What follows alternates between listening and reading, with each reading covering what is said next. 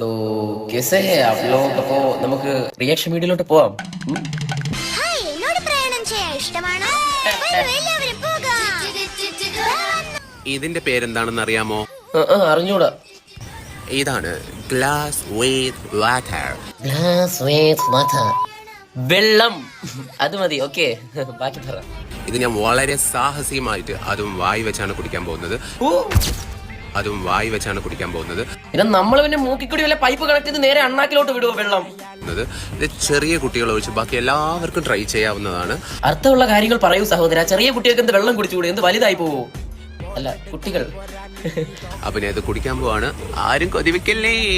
45 വയസ്സായി, താടി മീശ കാര്യങ്ങളെല്ലാം ഉണ്ട്.